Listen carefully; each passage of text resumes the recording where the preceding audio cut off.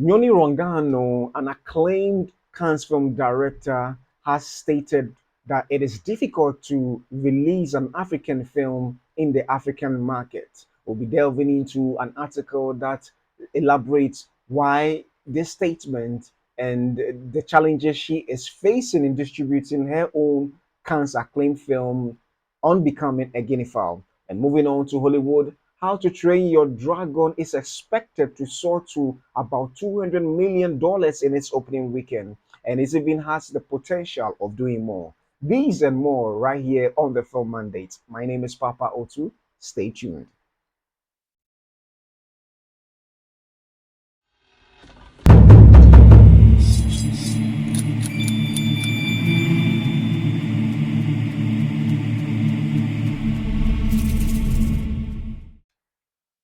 Welcome back to the Film Mandate, where I bring to you movie reviews, news, and reactions, both from the African front and the international scene. I'd like to take this opportunity to thank you for joining me for this particular episode.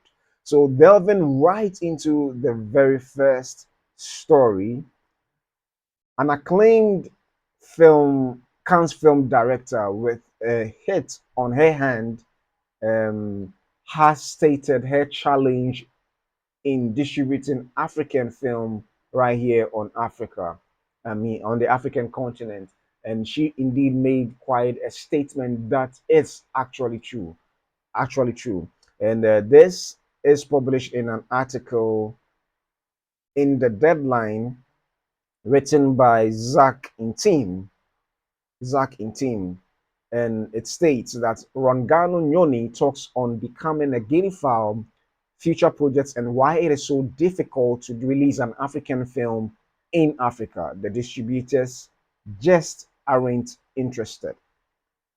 So this was published in January, and I thought that the story in there is still relevant today that we are battling with on the continent. So I read from the beginning. It's quite a lengthy article. At some points, I may just skim through if necessary, but it is indeed something that holds true that we need to delve into.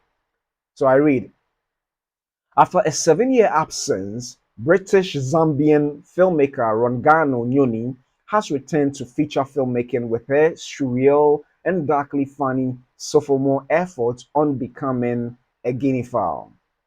Set in the Zambian capital, Lusaka, the film follows the 30 something Shula, Suzanne Chadi, who is traveling home from a costume party when she discovers her uncle Fred's dead body lying on the roadside.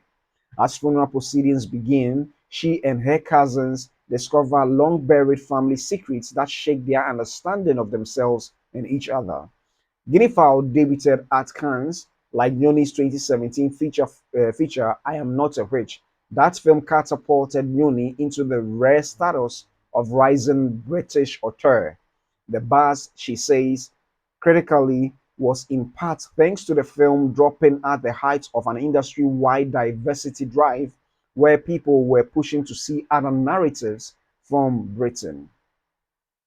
I was riding on some kind of wave when everyone had all these great intentions, and then those intentions sort of evaporated after a little bit. She told Deadline. Almost a decade later, Guinea Fowl opens in a profoundly different political and cultural environment. I'm really just lucky this was made. Nyoni says of Guinea Fowl, I thought nobody would want to make it. Picture House began the film's UK rollout late last year, while A24 will release the film stateside from March 7th. Below, Nyoni speaks further about the film's production, the difficulties of shooting in Africa with UK money, and why it's so difficult to release an African film in Africa. So this has been interviewed. So Rangano Nyoni, I hope I'm getting the name right. Pardon me if I'm not. I'm a little nervous, but I'm grateful the film will be in cinemas. It's such a niche film that I thought they would probably just give up and put it on Netflix. I don't mind Netflix as such. It's just that I always want a cinema release, even if only 3 people will watch the film, which is what's gonna happen. So that's a deadline. Why do you say that? I don't know. I always expect that. I just feel like it's super niche. There are so many films that it's there's so many films that it's remarkable that films ever get made and distributed. I never think that my films are particularly audience facing. At least my first two. But then, really, so Deadlines asks the question that what strikes me about this film, like you are maybe suggesting, is that it's an art house film. Nyoni responds, but then really, what is an art house film? Deadline responds that precisely. And what strikes me is that this film is niche, but it is also hilarious. There is a lot of humor that could appeal to wide audiences. I could see it blowing up on a streamer like Netflix thanks to the word of mouth, in contrast to being screened at places like Picture House and only really being targeted to cinephiles. Nyoni responds that I just thought it was depressing. Who wants to go to see a film in the Bimba language about a funeral that with this dark subject matter? But this is just my personality. I always think the worst, and then you are pleasantly surprised if something different happens. I'm just lucky this was made in the first instance because I thought nobody would want to make it. I was a bit precious about this project, so when I discussed it with my agent, we only sent it to one producer. And I said, if he rejects me, we can send it to one more. I don't want everyone to reject me simultaneously because I had that with I Am Not a Witch. You had lots of people saying, yeah, it's nice, but nah, I didn't want to repeat the same thing. Deadline asked, was that producer Ed Guinea? Ed Guinea? Nyoni responds with yeah. Deadline asks that, and he immediately said yes. Yeah, they said yes. They said this looks good, and they could try and find funding. He was very chill and believed he could find the money for it. The same thing happened with I'm Not a Witch. All the rejection came when I was looking for a producer. But when the financier came on board, it all came together very quickly. Deadline. I remember you giving a shout out to the people who rejected your first film. Let's just skip through this. Let me go to the part where she was having challenge distributing in Africa. Yeah. So down here you have there's a lot of questions she was asked. Okay, so let me get to. So they asked her the question. Deadline says that has Guinea fowl screened in Zambia? Nyoni responds that yeah, they showed it for one night during a festival. Deadline asks that what's the theatrical situation there? Will it get further screenings? Nyoni responds that we are supposed to have an African distributor. I don't know this distributor, and I don't think they are going to be interested in Zambia. No one's ever interested. It's such a small market. We even offered us, the local producers, to distribute it ourselves, but they won't let us do that. I don't think it's going to happen. I think that one night is probably all we are going to get. Most people will probably just see it when it's sold to Netflix at some point, which is sad. I've had this conversation many times with African filmmakers from across the diaspora, but the distributors just aren't interested. Africa is not a market for them unless it's Nigeria or South Africa. Otherwise, sorry, outside of that, it's not on their radar, and they don't even want to put the effort in. So, indeed, this actually is the core of the story I will be talking about today. And it's quite challenging as a filmmaker when you make a film, particularly when it's really hailed out there and you don't get the latitude of a bigger theatrical release, particularly in your very home country. And what even worsens it is that it is your story, it's an African story that is being told in the film, and yet you don't get the wider release, let alone talk about recouping your money back. And just as I've been saying countless times on this platform, individual countries' film markets are too small to release an African film in. Some, yes, are appreciably or relatively bigger than others, just as she stated, in Nigeria and South Africa. But even with that, I think it's still too small a market to be able to make the necessary impact and have a very formidable um, industry with which to leverage on a worldwide scale. So, an acclaimed Cannes film director who is an African as well, though she is also British, has returned home with her film, which is well acclaimed to distribute in Africa, and yet in her own home turf, it's not really been promoted or distributed the way she would want it to. And it looks like from her um, from her words, there seems to be some restrictions, even though she wants to distribute it herself, and that has been a challenge because if the market doesn't really exist or the film infrastructure doesn't exist, and even individuals wants to delve into the market to do their distribution, granted, she is also of Zambian descent. At least you would expect that such will be given her to try it out. Maybe if she succeeds, it becomes a model for which other filmmakers can follow. But unfortunately, that is not granted her.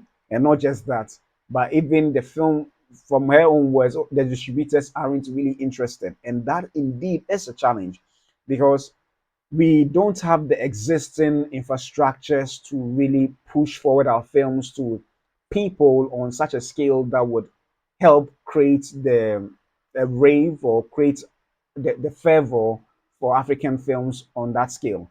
And that is indeed a challenge because most filmmakers don't even see their own home countries as a place to distribute their films because it's not possibly going to give you the necessary leverage, let alone make your money back. And that is a challenge.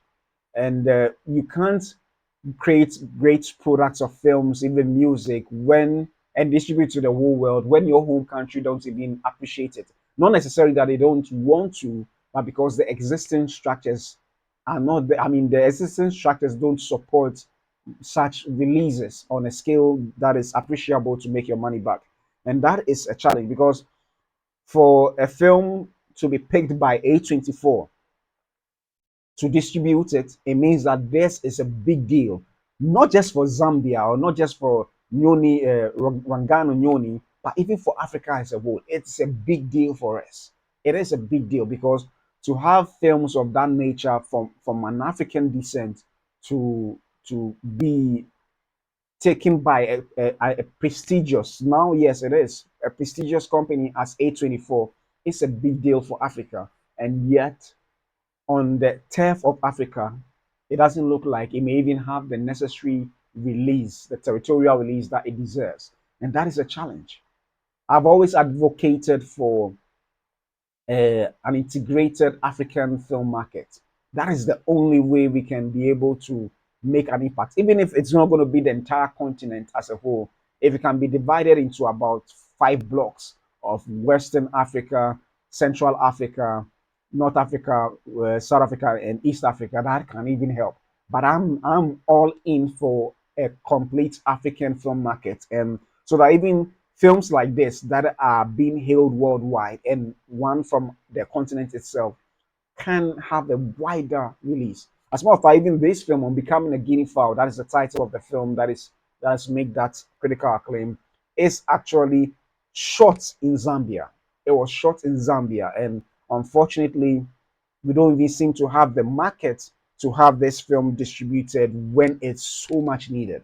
It is a win for us just this year. So this film actually was in Cannes last year, 2024, and this year we had 6 African films making a splash on the in the Cannes Film Festival in the unregard category.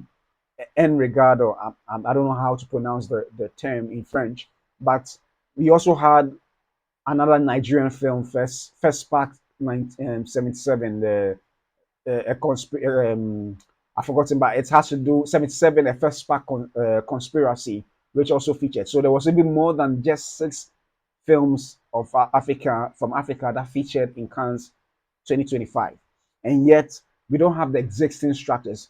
I mean, thankfully, it looks like some groups of filmmakers are trying to come together to be able to form a company that can distribute continental wide, and that is something that we are hoping that can be achieved because we need it badly. When the world doesn't accept our films, where do we go to distribute it? It has to be on our own turf. We can't just always be watching foreign films in our cinemas. We need our films to also distribute in our cinemas on a wider scale, even having more screens than the other. I can understand why that is not the case because most often these films don't last even a week in the cinemas, or even if it does last a week in the cinemas, the numbers keep dwindling to the extent that it's not even encouraging to keep it still rolling in the cinemas, and that is a challenge. That is really a big challenge. So indeed, I hope this film, the A24 film, finds a way. I mean, this film finds a way of being distributed on a larger scale, and then there needs to be national dialogues in all the African countries and continental dialogue.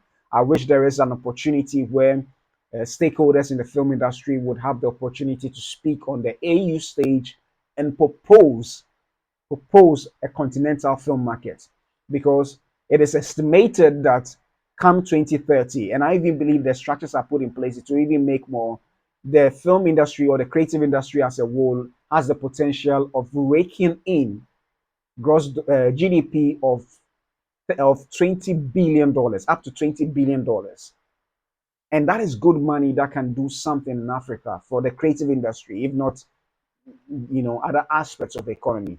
And I believe that even has the potential of doing further more than just $20 billion. It does have the potential.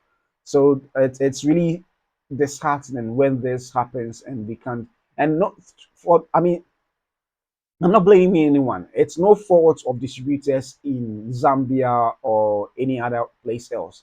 That is the challenge we face. The current markets that are really formidable, that is really lucrative, is the Nigerian and South African markets. That is the biggest markets that generates about over $1 billion for Nigeria, and also around $600 million in South Africa. So yes, it's no fault of anybody, but then it look those are structures we came to meet, but those are structures we need to put in place to turn the fortunes of African filmmakers around. And unfortunately, we do not have that. So I would want to say congratulations to Rangano Nyoni, and I hope that she gets the worldwide release that this film is deserving of, to tell our stories, whether fictional or otherwise. We need to tell our stories on the silver screen for others to enjoy, not just on the streaming services. Yeah, so this sums up my story for my first story. And moving on to How to Train Your Dragon. How to Train Your Dragon is already projected to make around $185 million. Sorry, yeah, around $185 million. And it is indeed a big deal because this film, most people thought it's not going to make that. I mean, it's not been released yet. So, but these are projections from pre-sales of tickets and everything, and it looks like it will be making such big splash on the international scene. So let's read this article published in the Deadline, written by Anthony De La Sandro and Nancy Taglion. I hope I pronounced the name right. So yeah, it's so captivating to see how realistic it looks to the. I mean, how close it looks to the animated film, which was released first in 2010, and it's amazing. Sorry, it's amazing, and it was, and I mean, it's still directed by one of the directors of the animated films, Dean DeBlois, and I'm happy he is coming off that film to direct this himself. Also, he was a co-director on the Lilo and Stitch, the animated version of Lilo and Stitch. So he has vast experience that he's bringing on board to the live action adaptation of How to Train Your Dragon. So I read domestic box office estimates for this week's opening of the live action adaptation of Universal DreamWorks Animation's How to Train Your Dragon are between 65 million to 75 million plus at 4,000 theaters. And don't be shocked if this beloved title outperforms. This isn't Gus Van Sant's take on Alfred Hitchcock's Psycho, meaning a shot-for-shot version of the original 2010 movie, and that's even with original HTTYD architect then Dean DeBlois behind the camera. There's a lot of heart and there's a lot of flying swoops that set this live action reboot apart, even if Toothless the Dragon looks similar to his animated version. Not to mention Mason Thames and Nico Parker's respective turns as Hiccup and Astrid. The duo take entire ownership of the characters, no carbon copies here. Critics on Rotten Tomatoes are 81% fresh. The original animated movie was 99% certified fresh. ATTYD will have all the firepower of PLFs, 4DX, ScreenX, and the entire IMAX network of 413 screens. Estimates for the full international opening through Sunday point to the $110 million range with room for upside. That takes the global stats for the movie produced by Mark Platt, Adam Siegel, and De Blois to 175 million to 185 million. The international take includes offshore previews, which will roll up into that number. Through Monday, the previews estimate is $21.8 million. How to Train Your Dragon started significant overseas previews last weekend and begins official rollout Wednesday, with all international box office markets in the mix through Friday, save Japan, which flies in September 5th.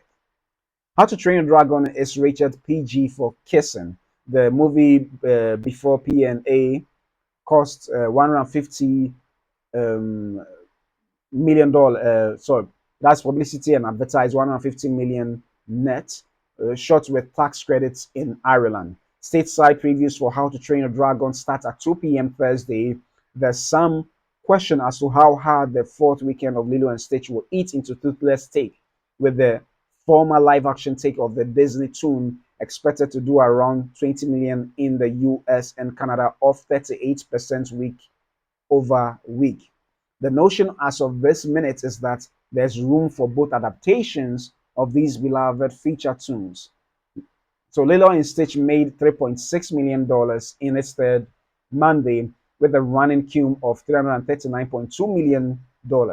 How to Train Your Dragon is big in unaided awareness and first choice with women under 25 through currently pacing behind Lilo and Stitch at the same point in time before its opening. In February, How to Train Your Dragons Super Bowl spot amassed north of $370 million $370 million global views on YouTube and yielded the most online engagement of any trailer shown during the game. The official trailer dropped February 12th, when it also trended on YouTube and played on such movies as Captain America, Brave New World, a Minecraft movie, and Thunderbolts. How to Train a Dragon trailers to date have clocked 750 million views to date. That is really big. That is really, really big.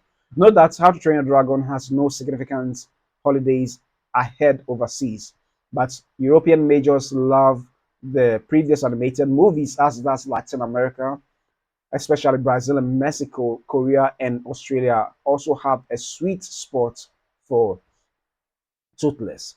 So yeah, and I mean, it's pardon me, sorry. So it's amazing how even the film How to Train Your Dragon was adapted into the uh, live action feature. And the worry for most critics to say is that it looks like a frame for frame adaptation of the animation into the live action feature. But from this article, it points to the fact that no, the actors, particularly even though those who came on board to reprise their role from the voice acting to the live action, are owning the characters. So even though most frames may seem similar, they brought to it something that is very uniquely different. And I don't know whether the same was said of Lilo and Stitch. From the reactions, it looks like a number of the scenes were adapted differently so that it feels well suited for the silver screen. Because sometimes even animation will not translate well into live action because the what would I say, the physics are different, the dynamics are different, and not just that, but with over a 10-year period passing by, it is still sometimes it is very ideal or smart to sometimes adapt the story to suit the current audience, because regardless of what you may think, 10 years ago there was an audience with a different taste, and now there is also a different set of the entire audience who would come with different expectations. So even though it did well back then, now you would want to make sure it also does well now because of the budget, and the budget is around $150 million, and not just that, but it's also competing with other films as well. Even though Lilo and Stitch will be entering into its fourth weekend, it is still projected to make about $20 million, just I think of North America alone. And so you would want to position yourself well to ensure that you have the larger chunk of the market. And granted, it's also be contesting against other films. So it is indeed a challenge. And sometimes, regardless of what people may think, critics have or wield influence over what's going to show in the cinema. Because if the critic rating isn't that good enough, there is the likelihood of cinephiles or people who are not so in who are not so engrossed in this film to want to go and watch it in the cinema, which will may lead to low box office revenue. So it sometimes can have a mass effect on it. Looking at the critics, and because a lot of people who are not much into movies, or who are not like those of us who are diehard of films, may look or resort to some of these critics. I'm not saying that they are bad. They also help with the movie industry, but I'm saying that we'll resort to critics in wanting to know why, or why they should go and watch a particular film. So it is indeed a challenge sometimes when um, critics don't really like some of these films. Not that they don't like the films, but maybe they review it and they don't have the best of opinions about these films, and it's likely to translate into what's it called, box office returns. So it is a challenge, but it looks like on the wider notes, per the box office projections, is really going to do well. The question would be that what will be the word of mouth afterwards when it has released into the cinemas and the audience have gone to see it themselves? Would they love it? Or for those who are coming off the animated feature and animated film, would they think that it's almost the same, just a carbon copy of the animated film? But it looks like from this article that is not the case at all. And even if that's the case, I'm sure there's still an existing audience who perhaps don't even remember how the animated feature turned out to be. So with this live action, they may come in with a fresh mindset and a fresh take on it, and may enjoy it all the same. I mean, Minecraft was said to have been a film that was not really good story wise, but it still endeared itself to the audience there, and they loved it so much that it is almost about $40 million or less towards making $1 billion. Not That's not to say that the success of a film is necessarily determined by the box office, but actually more so if you want to do a sequel and others. But critically too, it is necessary for a film to be well told or critically acclaimed to be able to also sometimes make some good box office returns. But sometimes the tables can turn.